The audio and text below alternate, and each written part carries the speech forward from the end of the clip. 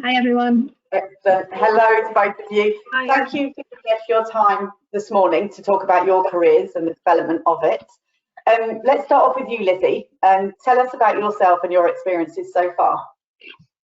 So I sort of, like a lot of people, kind of fell into the industry. I started off doing a degree in mechanical engineering, finished that at the University of the West of Scotland, and then was at a bit of a loss at what to do afterwards. So started looking up graduate programmes, training programmes, anything in it, everything to try and get me into some sort of engineering role. And I happened to find one at one of the wholesalers, RACHP. They were doing a training programme for a trainee sales engineer. I applied and was lucky enough to get the job, and that's how I ended up in the industry 4.5 years ago. So I started 4.5 years ago on the training programme for RACHP Glasgow, and within the first year of the 2-year programme I was then promoted and looked after all the OEMs up and down the country, and continued with the training programme for a further year before they took me off that, and I had the full title as National Sales Manager and looked after those for a further 2 years. After that, I've then since moved away from the wholesaler side of things and moved to the manufacturer of Danfoss, and I've been there for about 6 months now. So I made the big move during the pandemic, which was great fun. I'm also a full member of the IOR. I've been on the IOR committee in Scotland anyway, for 2.5 years now, and I'm a member of the organised RACHP steering group. I joined, I think, in 2017 at one of the first big events that they had at Cool Concerns, which was great because it was hands-on training down at Cool Concerns, and it was brilliant. The guys down there were great. Pros of the industry, it's just been fab. I've loved every second of it. Everybody's just so welcome, and there's nothing too much. You can ask anybody any questions and they're always willing to help. I've not really seen any cons. Had a few when I first started, I suppose, of you going into the old timers that have kind of never seen a young blonde 21-year-old at the time, and they're like, well, what are you going to teach me? And you start talking to them and you kind of show your worth type thing, but you get there in the end. But it's been really positive. It's been more positive than negative. I've not had many negatives at all. No, that is good. I think we've always shared sort of the different experiences as well, and it is positive. I think it makes you work harder sometimes to kind of prove yourself, but yeah, really great industry to be in as well. So thanks, Lizzie. Gemma, same to you. Please tell us about your experience and how you've worked within the industry so far. Hiya. So I have been in the industry a couple of years now. I'm studying at Eastleigh College at the moment, on my level 2.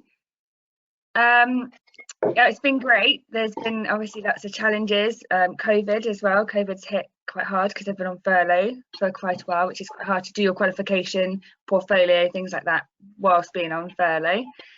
But the college have been really supportive, so that's fantastic, and hopefully we can go back to some sort of normality soon and crack on with that.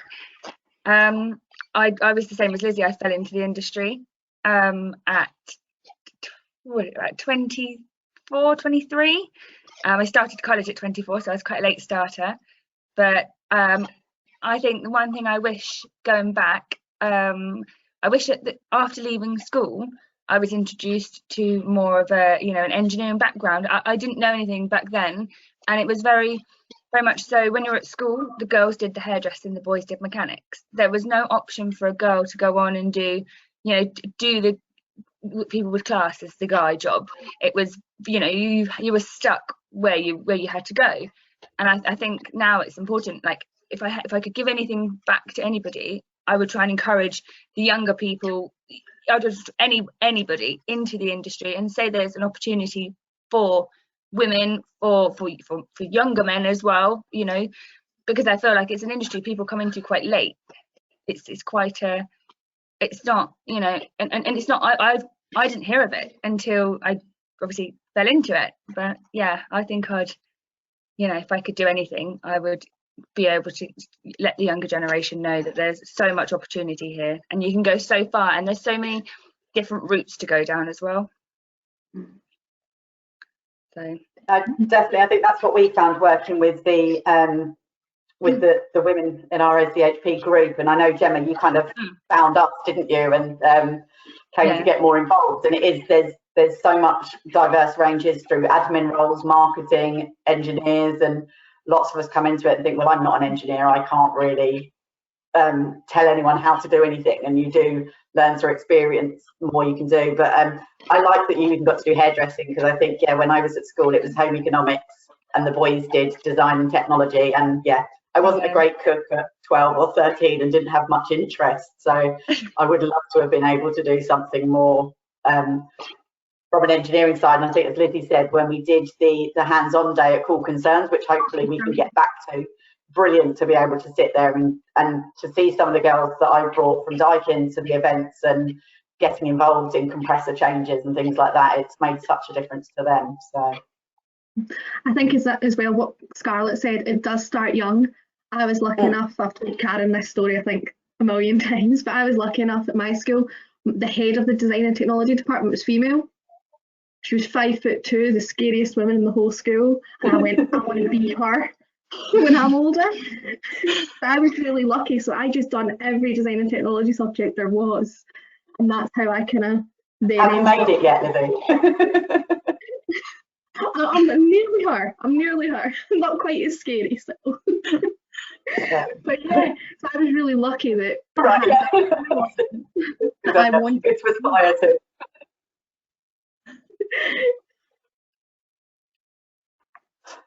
Gemma, I suppose what's for you next really? You're still on your apprenticeship, aren't you, and still studying. Do you kind of have a thought about what you want to do next?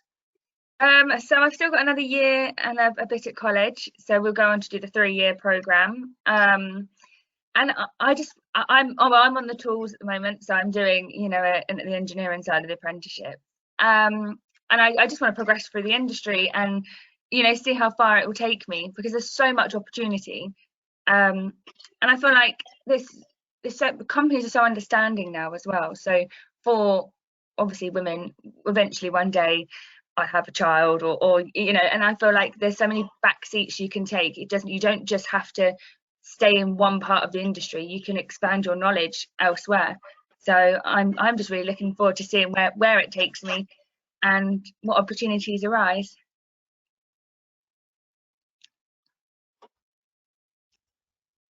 And I think Lizzie, she joined the Women's Steering Committee from its inception, really, to begin with. But Gemma, I think maybe 2 years ago, what sort of benefits have you found in being part of the network group? There's huge support, especially for someone up and rising. I didn't really know anything or anyone until I joined, and I feel like it's like somebody to confide in. You can speak to anybody about their experiences. And I think that's very good for confidence. And if you feel, you know, am I doing the right thing? Is everything okay? You can, you know, everyone speaks to each other and everyone's so supportive. And I wouldn't have managed without you guys. So I'm so grateful of that. No, that's really, really good. Thank you. And Lizzie, I think probably the trainee program you joined was quite different, wasn't it? Because I think it's quite unique in the industry. Yeah, it was quite unique. So it's an internal training program. We have an internal trainer, or when I was there, they had an internal trainer, sorry, and they put you through all different modules. It's quite similar to the college one, but it's not quite as intense, and it's all mainly about what we sell or what we sold when I was at that company. So it was straight from basics. We learned everything. So it was a more intensive sales training program mainly. We did have some hands-on days as well, which was quite fun, and it was a nice carry-on from the Cool Concerns day as well. And then I have been lucky since to then go on to Cool Concerns and do my F-gas and essential electrics courses as well. So I've been very fortunate in the industry to have those experiences. I know a lot of salespeople don't get. Yeah, no, I think not to put you on the spot, but what would you like to kind of do? What's your future? And don't say anything that you don't want on video. No, just made a huge move at the moment, so it's just kind of get my head around that first, and learn more and hopefully move up within Danfoss. They're a great company. They're always promoting women as well. When it's due, obviously. And yeah, just kind of learn more, keep progression within the industry. I think that's it. That's what we do find. People that come into the industry do tend to stay in it. I've been diking now, I think 22 years, but started off at another company for 5 years, and I don't see myself going anywhere else now. I often, I think probably like Scarlett said, I talk myself down and say I couldn't do anything else. But yeah, there is so many opportunities in the industry in various different roles as well. Of course. Excellent. I think thank you. Thank you both of you. It's, as I say, it's good to have met both of you through working on the steering committee as well, and seeing the effort that you both put in to improve the industry as well. I know, Lizzie, you work very hard in Scotland as well on behalf of the IOR, and Gemma as well, to take the initiative to kind of come and seek us out and working with us on some of the meetings. I know travelling to Manchester to sit down with us as well. So really good. Keep up the hard work, and yeah, hopefully both of you and other people seeing both of you will want to get more involved as well.